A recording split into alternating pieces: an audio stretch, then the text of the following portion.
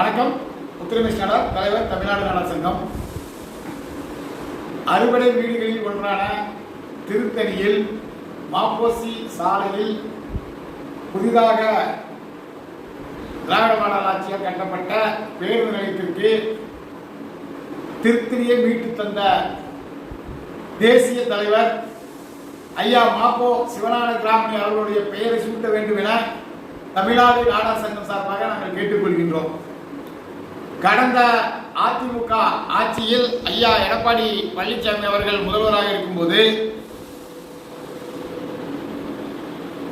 சிறப்பு செல்வர் மாப்போசி அவர்களுடைய தியாகத்தை போற்று வகையில் அவருக்கு சென்னையில் மணிமண்டபம் கட்டப்படும் என்று அறிவித்தார்கள்.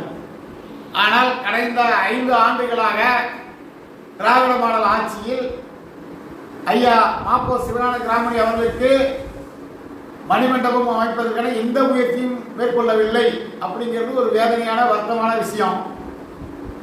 தமிழ்நாட்டில் அனைத்து கட்டிடங்களுக்கும் முன்னாள் முதல்வர் கருணாநிதி பெயரை வைப்பதை தமிழக மக்கள் ஏற்றுக்கொள்ள மாட்டார்கள். தமிழுக்காகவும் தமிழர்களுக்காகவும் இந்த நாட்டின் சுதந்திரத்திற்காகவும் போராடிய, குறிப்பாக தலையை கொடுத்தேனும் தலைநகரை காப்போம் என்று சொல்லி சென்னையை தமிழ்நாட்டுக்கு பெற்று தந்தவரும், திருத்தணி அதை சுற்றியுள்ள 312 கிராமங்களை ஆந்திராவுக்கு செல்ல இருந்ததை போராடி பெற்று தந்தருமான தமிழகத்தின் மிகப்பெரிய போராளி தலைவர் ஐயா பத்மஸ்ரீ மாப்போ சிவஞான கிராமணி அவர்களுடைய பெயரை திருத்தணியில் புதிதாக கட்டப்பட்டுள்ள பேருந்து நிலையத்திற்கு அவரது பெயரை சூட்ட வேண்டும் என ஒட்டுமொத்த தமிழர்கள் சார்பாகவும் நாடார் சமுதாயத்தின் சார்பாகவும் தமிழக முதல்வரை நாங்கள் கேட்டுக்கொள்கின்றோம்.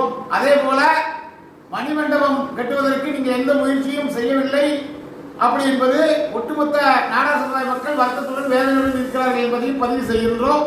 நீங்கள் சட்டசபையில் சுயமரியாதை இயக்க தலைவர் பட்டியலன்பட்டி சவுந்தரபாண்டியருக்கு பட்டியலன்பட்டியில் மணிமண்டபம் அமைக்கப்படும் என்று அறிவித்தீர்கள். அதற்கான எந்த வேலையும் செய்யவில்லை என்பது ஒட்டுமொத்த நாடார்களும் திமுக ஆட்சி மீது கடும் அதிருப்தியில் இருக்கிறார்கள் என்பதை மிக தெளிவாக உங்களிடம் தெரிவித்துக் கொள்கிறோம். நன்றி.